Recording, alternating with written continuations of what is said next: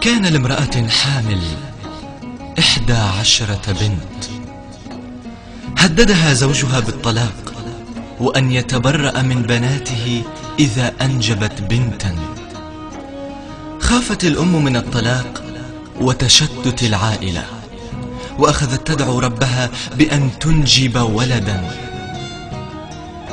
ذهبت ذات يوم إلى المستشفى لإجراء إحدى الفحوصات، وهنا كانت المفاجأة: الأم حامل ببنت. ماذا تفعل؟ هل تستسلم للطلاق أم ماذا؟ أخبرت صديقتها المقربة بذلك، فقالت: ليس باليد حيلة، استسلمي للأمر الواقع.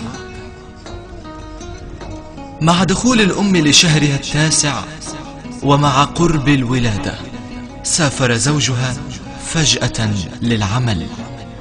ذهبت الأم للولادة، فأخبرت طبيبها بأنها سوف تتطلق إذا أنجبت بنتا. فقال الطبيب: سوف نخبر زوجك بأنك أنجبت ولدا ومات، أما طفلتك سوف ندفنها حية.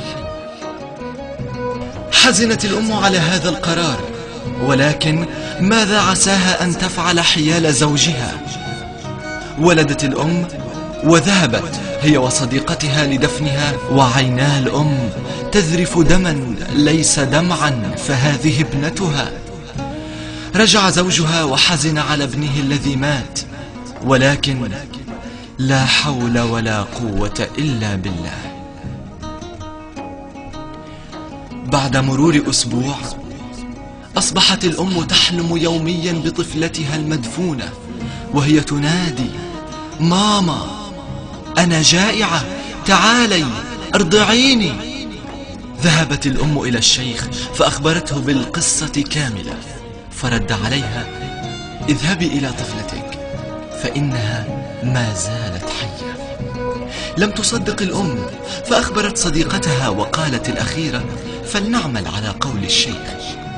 في اليوم التالي ذهبت الأم مع صديقتها إلى المكان الذي تم فيه دفن الطفلة، فبدأت الأم بالحفر وتوقفت لأنها لا تصدق بأن ابنتها حية، فأكملت صديقتها عنها.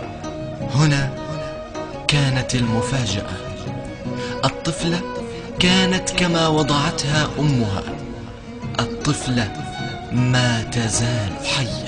حملت الأم طفلتها إلى صدرها، وهنا كانت الصاعقة عندما وجدت الأم طفلتها على قيد الحياة وأخذتها لترضعها.